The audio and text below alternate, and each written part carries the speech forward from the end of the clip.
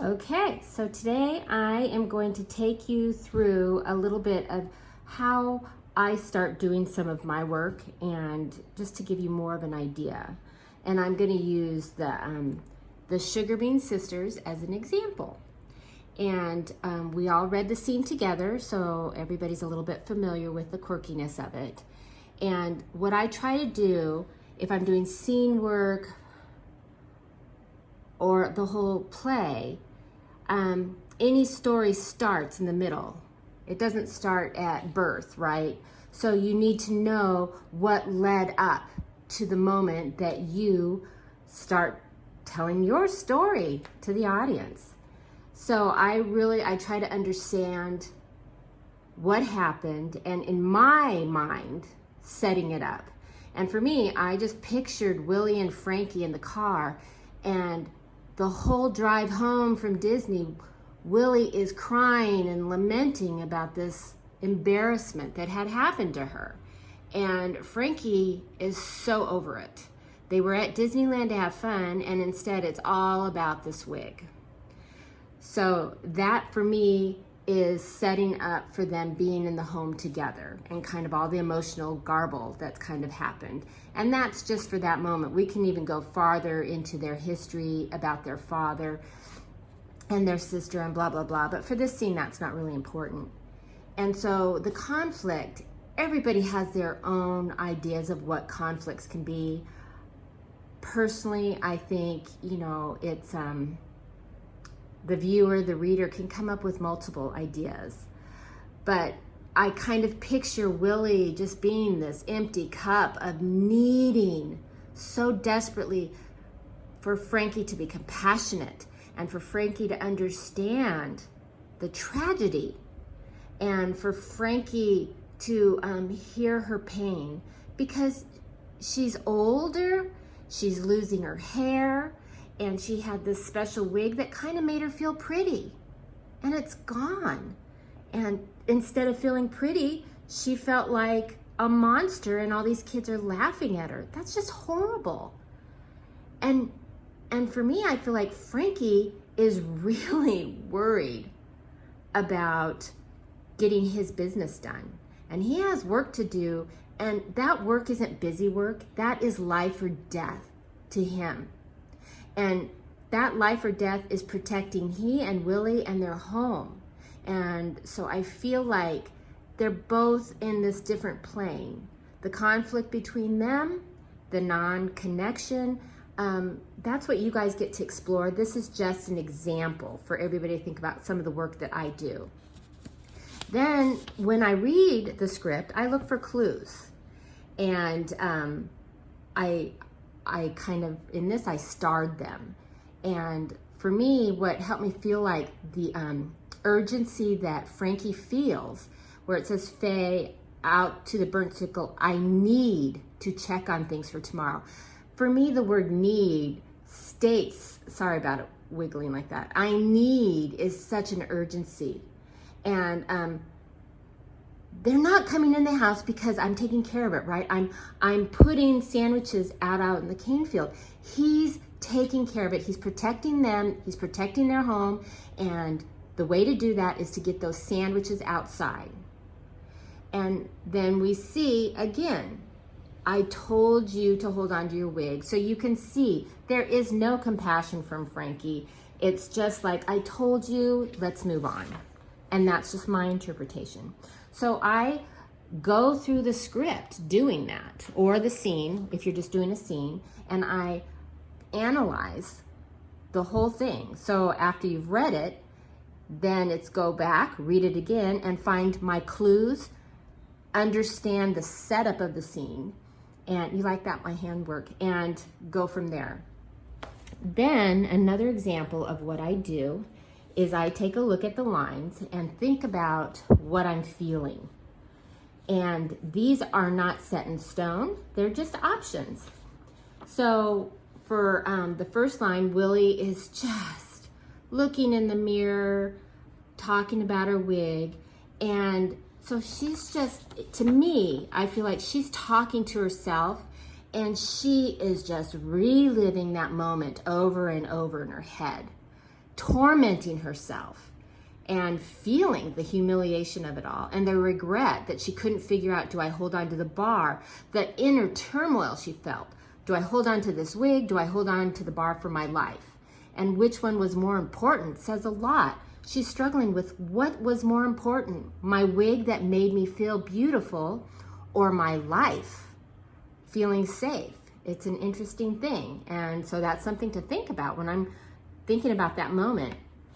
And then Faye or Frankie's being very dismissive and just kind of like, you know, you had a spare one, really doesn't understand what the big deal is, has been hearing this for hours and is really kind of ready to take care of what Frankie wants to take care of.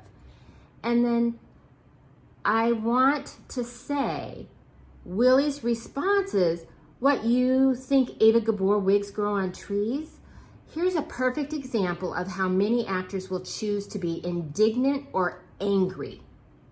And I want to encourage you to avoid going to angry. Avoid going just to angry, happy, love. There's other emotions that come alongside those that take it a little bit deeper. And just shocked. It's like, don't you understand? She's trying to say, don't you understand this? You think Ava Gabor wigs grow on trees? So try it shocked. Try it laughing. I'm like, what? You think Ava Gabor wigs grow on trees? So I think of all the different ways that I can respond to his statement. And then while I'm talking, Faye and Frankie, he's on alert, all of a sudden noticing there's something wrong in the house. And Willie, to me, she's being still in her own little world, stuck in her own little thoughts. She's not connected with Frankie's agenda and his tasks at hand. And then it just keeps going on and on and on. And I feel like the thing like with Faye or Frankie, it's Papa Fate's door, did you flip the light on? So I can see that maybe he's scared, he's concerned, but he doesn't want to feel that way. So it's easy to blame Willie and just feeling like, no, brushing it aside and blaming her. So he's swirling around in a bunch of emotions about all of a sudden, did somebody break into our house? Did the Martians come? What happened? And she mocks him. Her response is to mock him. And then he's just like, I got to take care of this. So we've had 2 weeks of doing a lot of work. You discovering your character, understanding the scene better, making different choices of what you're thinking, what you're feeling, just really exploring the scene and learning your lines without making any commitments. And the reason why you make no commitments is because now you're working with your scene partner. And that's a whole new dimension of discovering your character and what you're feeling, because you both have done the work, hopefully, and you both hopefully want to try different approaches of what you're thinking, what you're feeling, what your character's feeling. And so when you're doing your scenes together, you're going to take that exploration together and find some magic, hopefully. And that's what rehearsals are all about, is trying things. So at home, if you've worked hard on memorizing your lines and trying saying the lines differently, and you've decided on how you're going to respond because you know your character feels this way, and I know I'm going to say my line a certain way, and then you get to rehearsal, and during the scene, your scene partner looks at you and just, I hate you. Okay, that's a little off-putting, right? But at home, when you practiced it, you thought your scene partner was gonna go, I hate you, with just anger. And instead, they've kind of caught you off guard. And the approach is so different, because if they yell at you and say, I hate you, that's an obvious attack. where as if saying I hate you is a revelation that they've come to terms with, and it may be the first time you're really hearing this, it's the first time they're hearing it, and it's off-putting, and your response to an attack of I hate you or I hate you is obviously gonna be so different. So that's just another example of why you don't make a commitment, but you explore together different things.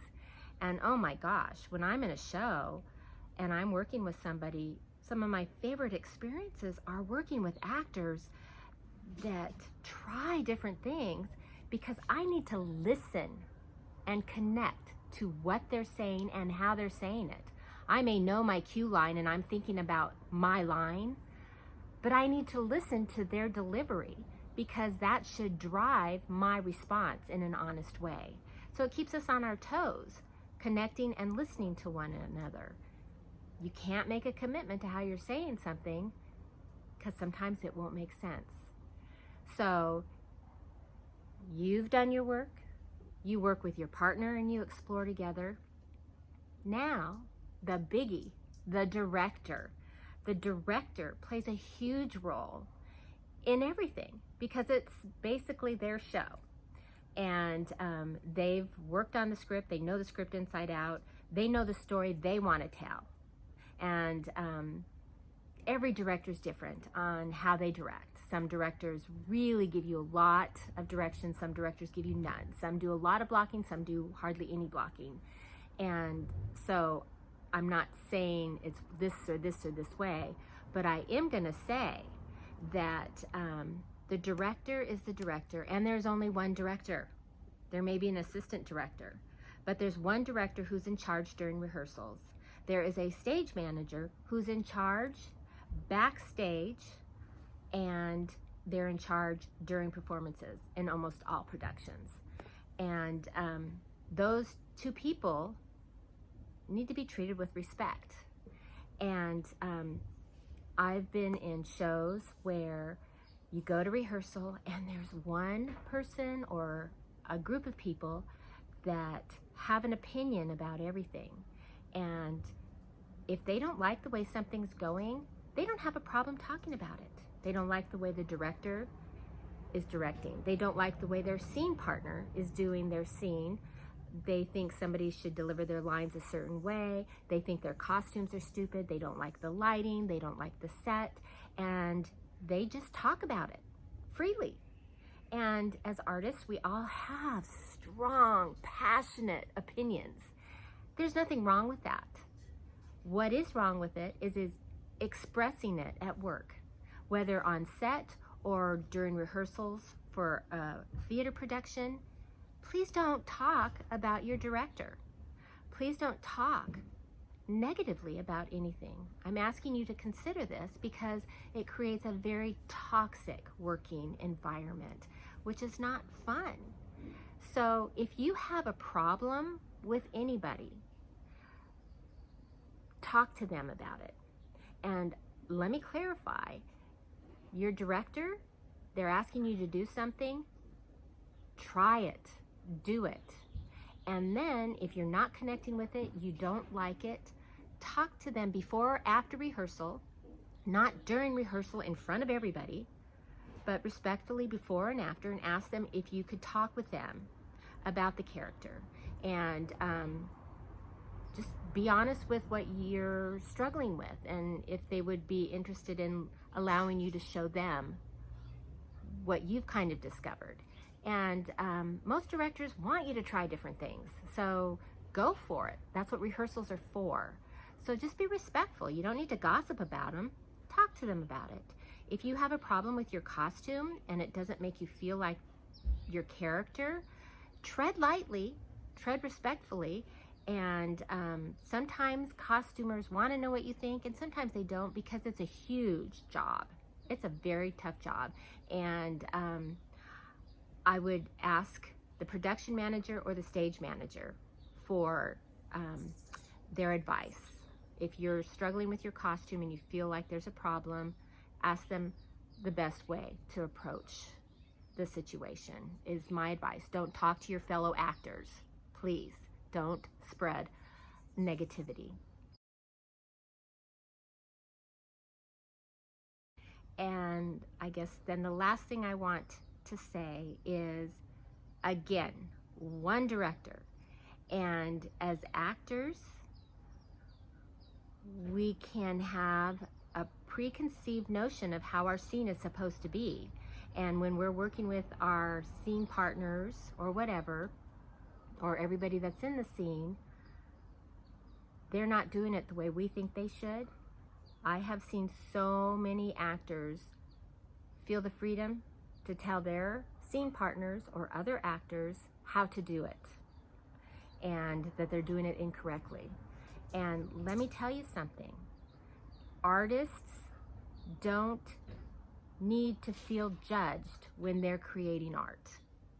And, you know, unfortunately, at the end of the day, when you do your performance, everybody in the audience approaches it differently. Some there are appreciating the gift you're giving them, all the work you did, all the time you put into the production, and some people are critiquing it. And that's just the way it is. But at rehearsals, we need to feel like it's a safe place to try and create. And we don't need to be feeling judged. So the director, a good director, doesn't judge you. They encourage you and challenge you. They may make an artist feel like they're being judged, but that's their job, to create the show. But your fellow actors should not ever give advice on how to do your scene, because it's disrespectful. Again, it's not kind. And if you are doing a scene with someone and you want to try it a different way, ask them. Just say, hey, I kind of have this idea and I'm wondering if you'd be interested in trying it this way. And they may say, no, I really like what I'm doing. And unfortunately, you know, that's sad that they don't want to try something different, but you need to be respectful and let it go. And that's very disappointing and it's very hard. And then, you know, the next time you audition, if that person is going to be in a part that you have to play with again, maybe that you'll decide not to accept the role because you don't want to work with them. But at this junction, in this project that you're working on, you need to accept things the way they are and the way they aren't. And accept the fact that your role is to know your character, to connect with all the other characters the best you can, and just do your best and accept the director does their job and everybody else has to do their job. And when you feel like venting, go home and talk to somebody that's safe to talk about it, so it's not spreading some kind of negativity at work. Oh, sorry. But that it's a safe place, that you're not spreading that toxicity. So that is my little tidbit.